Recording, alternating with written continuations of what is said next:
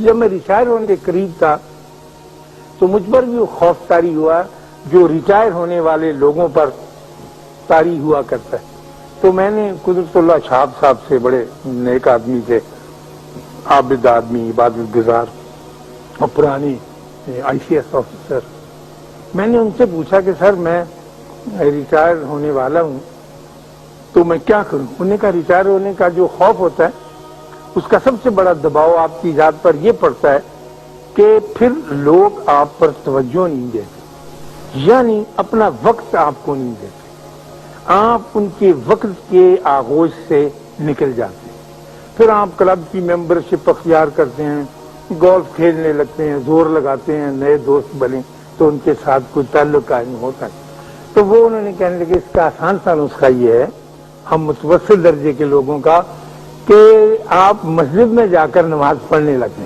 میں نے کہا اس کا کیا تعلق؟ یعنی میرا ریٹائرمنٹ کا اور نماز پڑھنے کا، میں نے تو کبھی نماز پڑھی نہیں تھی لیکن خیر انہوں نے فرمایا تو میں نے کہا جی پڑھ لوں گا. خیر کہنے لگے نہیں مسجد میں جا کر.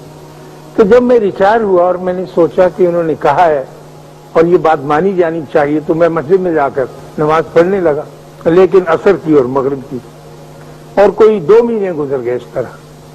مجھے تو اس میں کوئی عجیب بات نظر نہیں آئی لیکن چونکہ انہوں نے کہا تھا تو میں ان کی بات مانتا تھا.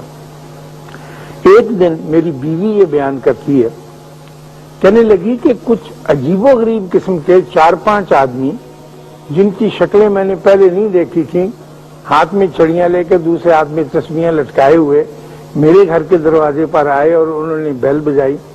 اور جب میں باہر نکلی تو کہنے لگے کہ اشفاق صاحب خیریت سے ہیں؟ ٹھیک ہے. انہوں نے کہا جی ہاں بالکل ٹھیک ہے. کہنے لگے ان سے ملاقات نہیں. انہوں نے کہا جی وہ اسلام آباد گئے ہوئے ہیں پچھلے 6 دن. کہنے لگے الحمدللہ الحمدللہ، بس طبیعت ٹھیک، ہماری تسلی ہوگی. اچھا بہن السلام علیکم. کہنے لگی وہ کون لوگ تھے؟ میں نے کہا وہ میرے نئے دوست تھے جو مسجد جانے کی وجہ سے میرے حلقے میں شامل ہوئے تھے، کیونکہ میرے پاس تو اتنے پیسے نہیں تھے کہ میں کسی کلب کا ممبر ہو کے نئی دوستی کر سکوں. وہ مجھے وقت عطا کرتے تھے اور اس وقت کی تلاش میں کہ میں اس میں شامل نہیں ہوں وہ پوچھنے آئے تھے کہ وہ کہاں ہیں. تو انسان دوسرے انسان کو جو سب سے بڑا تحفہ عطا کرتا ہے وہ وقت ہے. اس سے قیمتی تحفہ انسان کو دے نہیں سکتا. اس لیے کہ آپ کتنا بھی قیمتی تحفہ دے دیں اس کا تعلق گھوم پھر کے وقت کے ساتھ چلا جائے گا. مثلا آپ مجھے یا میں آپ کو نہایت خوبصورت قیمتی اوڈی کلون 5000 روپے والا دوں، یا آپ مجھے قالین کا ایک خوبصورت ٹکڑا دیں، یا میرے آرٹسٹ بچے جو ہیں ایک بہت قیمتی پینٹنگ تحفے کے طور پر دیں، یا اور بے شمار، یا سونے کا کنگن ایک خاتون کو دیا جائے، یا ہیرے کا ایک ٹوٹا. تو آپ دیکھیں گے کہ یہ سارے تحفے جو بظاہر قیمتی ہیں اور حقیقت میں بھی قیمتی ہیں، ان کے پیچھے وقت ہی کار فرما ہے. پہلے میں نے وقت لیا، پھر میں نے کمائی کی، میں نے 10 دہاڑیاں لگائیں جو مجھے 1000 روپیہ فی دہاڑی ملتے تھے. اس 10,000 روپے کا میں نے قالین خریدا اور وہ تحفے کے طور پر آپ کی خدمت میں دی.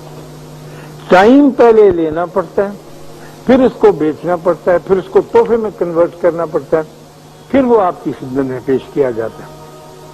تو انسان کو دینے کے لیے سب سے اعلیٰ درجے کا تحفہ آپ کا اپنا وقت ہے جو اسے دیتے ہیں.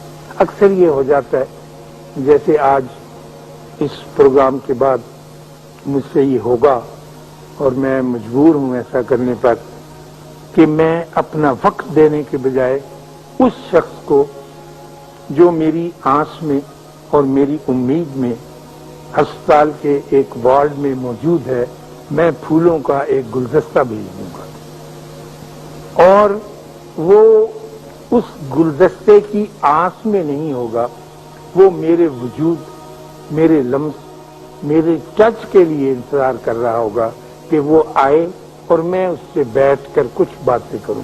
ڈاکٹر اس کی بہت غور و پرداخت کر رہے ہیں. नर्सें उस पर पूरी तवज्जो दे रही हैं और उसके घर के लोग भी जाहिर है उसके साथ बहुत अच्छा बर्ताव कर रहे हैं क्योंकि वो बीमार है। लेकिन एक खास कुर्सी पर उसे मेरा इंतजार है और मैं उसके पास अपने वक्त का तोहफा लेकर ही जा सकता हूं।